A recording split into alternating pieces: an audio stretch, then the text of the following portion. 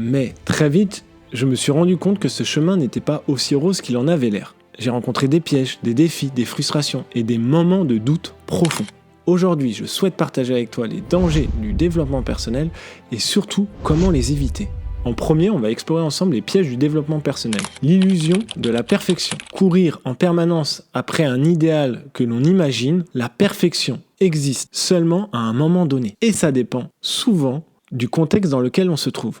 Donc la perfection n'existe pas en tant que telle, et c'est une illusion de courir après la perfection et de vouloir s'améliorer pour atteindre un état fixe, alors que la perfection est dans justement l'adaptation. Un deuxième point par rapport à la perfection nous fait courir en avant sans écouter notre corps, nos émotions et notre esprit. Il est très important quand nous cherchons à nous améliorer, de commencer par s'écouter, et c'est une erreur que j'ai faite et qui coûte extrêmement cher et nous fait perdre beaucoup de temps si nous ne nous écoutons pas. Le deuxième point, c'est la culpabilisation de ne pas se sentir évoluer immédiatement. Quand nous mettons en place quelque chose, il y a un certain temps de latence, une inertie comme on dit en physique, qui fait que nous ne ressentons pas l'évolution des choses tout de suite.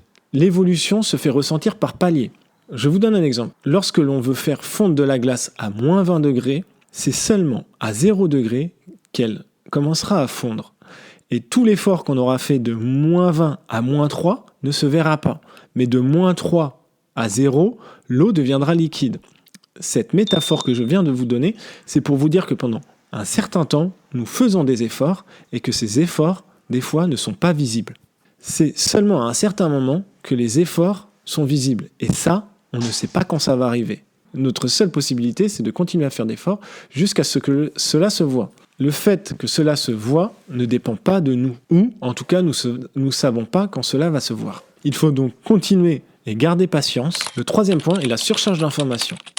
Ce point est crucial. Dans notre société où on a accès à Internet, c'est-à-dire la bibliothèque d'Alexandrie en direct depuis chez nous, il est très important de mettre en application les choses. Nous accumulons énormément d'informations, mais nous les mettons très peu en pratique concrète.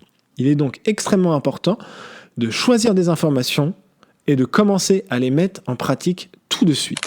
Le cinquième point, c'est les dérives commerciales qui sont des programmes des fois extrêmement coûteux et qui tiennent rarement leurs promesses. Je vous conseille plutôt de lire des livres ou de suivre des formations de qualité. Et pour ça, malheureusement, des fois, il faut passer par des informations et des formations de mauvaise qualité. Le cinquième point est la comparaison excessive. Nous nous comparons trop aux autres à travers les réseaux sociaux notamment, alors que l'image des réseaux sociaux renvoie seulement l'image que les gens veulent bien renvoyer. Ne comparez pas votre vie à l'image que vous avez de la vie des autres. Et vos défis ne ressemblent pas à ceux du voisin. Donc, concentrez-vous sur votre cas. Prenez des conseils à droite, à gauche et mettez-les en pratique. Quelles sont les conséquences de ces pièges ? La première conséquence est la fatigue mentale et physique. À vouloir s'améliorer tout le temps, à courir après la perfection, nous nous surchargeons d'objectifs et de pression, ce qui nous entraîne fatigue mentale et qui peut se répercuter des fois sur le physique, voire même un burn-out. Deuxième point qui est le manque d'authenticité. Nous agissons plus selon des modèles extérieurs que selon nos propres besoins. Nous mettons des masques pour paraître plus ou moins que ce que nous sommes, plus de qualité et moins de défauts, bien entendu souvent, et donc nous manquons d'authenticité. Ce qui se ressent évidemment par tout votre entourage. Vous avez, je suis sûr, rencontré quelqu'un qui voulait se faire paraître plus ou moins quelque chose dans votre entourage, et ça se ressent à 100%. Alors, soyez authentique, regardez vos besoins et faites selon vous. La troisième conséquence, et que j'observe énormément, c'est la procrastination déguisée. Ce que je dis par là, c'est que les gens préfèrent emmagasiner énormément d'informations, énormément de savoir. Donc le savoir est déconnecté de la connaissance. Selon moi, la connaissance, il faut l'expérimenter pour l'avoir. Et donc les gens n'expérimentent pas, les gens ne pratiquent pas, les gens ne mettent pas d'action concrète dans leur vie, ce qui fait qu'ils accumulent énormément de savoir et, au final, ne font aucun changement. Ils restent dans leur tête. Quatrième conséquence est la dépendance à la motivation externe. C'est des personnes qui sont en constante recherche d'une nouvelle inspiration ou de personnes pour les booster. Il faut trouver quelque chose qui vous passionne, qui vous booste, qui vous anime, et cela sera votre moteur pour faire avancer votre locomotive, ou plutôt votre locomotive pour faire avancer votre train. Il est nécessaire de trouver en nous ce qui nous anime. Comment éviter ces pièges et trouver un équilibre? En premier, priorisez la pratique par rapport à la théorie. Cessez de croire que c'est l'information qui va vous amener à l'action, mais que c'est de l'action que l'information émerge. Il faut prendre un minimum d'informations, se mettre en route, et c'est en se mettant en route que l'on va rencontrer des problèmes et qu'on va résoudre les problèmes les uns après les autres. Donc, priorisez la pratique. Le deuxième point, c'est accepter l'imperfection. Faites une progression plutôt organique au fur et à mesure, comme je vous ai dit. Les choses changent de manière fluide et constante. D'ailleurs, pas forcément constante, mais plutôt fluide, continue, je dirais, des fois avec des fortes accélérations, des fois avec des faibles accélérations, mais en tout cas de manière organique, plutôt que faire des grands changements brutaux qui sont plutôt radicaux et qui nécessitent souvent de faire table rase. Tout le monde n'est pas capable de faire table rase, et je l'ai observé chez énormément de personnes autour de moi. Le troisième point est de développer un esprit critique. Écoutez les conseils, mettez-les en pratique et gardez que ce qui ne marche pour vous. Ce qui marche pour votre voisin ne marche pas forcément pour vous. Pourquoi? Tout simplement parce que vous n'avez pas la même psyché ou le même corps. Alors essayez et gardez ce qui marche pour vous dans le moment, sachant que ce qui marche pour vous aujourd'hui va peut-être évoluer demain. En quatrième point, fixez-vous des objectifs réalistes. Mieux vaut un changement durable qu'un sprint éphémère. La vie est un marathon, on pourrait dire, et il faut faire petit changement après petit changement, plutôt qu'à essayer de changer tout d'un seul coup.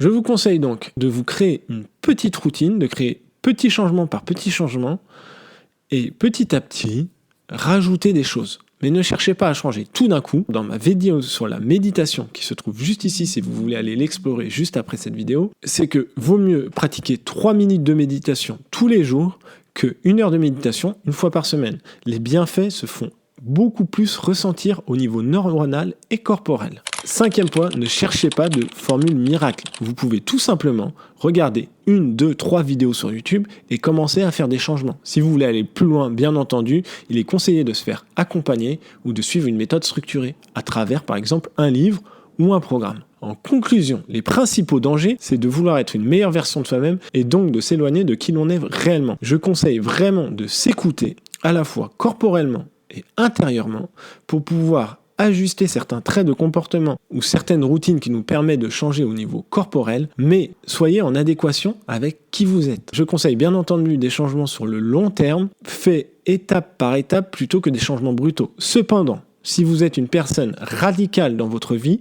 faites des changements radicaux, mais il faut être capable de pouvoir les tenir sur le long terme. Je t'invite à mettre en commentaire les défis, les réussites et les échecs que tu as mis en place grâce ou à cause du développement personnel. N'hésite pas à me dire si tu as envie que je traite d'un sujet en commentaire, ça sera avec plaisir de pouvoir t'aider dans ton quotidien. D'ailleurs, si tu souhaites découvrir une pratique qui permet de se calmer en seulement 5 minutes, n'hésite pas à aller voir cette vidéo, elle te sera utile. J'imagine que si tu es là maintenant, c'est que cette vidéo t'a plu. Alors n'hésite pas à t'abonner, ça me permettra de me soutenir et de continuer à faire des vidéos pour t'inspirer et te donner des outils pratiques pour transformer ton quotidien. Et je te rappelle qu'il est important que tu sois à l'écoute de toi, c'est la base pour s'explorer, se comprendre et prendre soin de toi. Et n'oublie pas de garder du bon sens dans ton évolution personnelle. Merci de m'avoir écouté, ça me donne de la force de vous avoir jusqu'au bout et je vous dis à bientôt.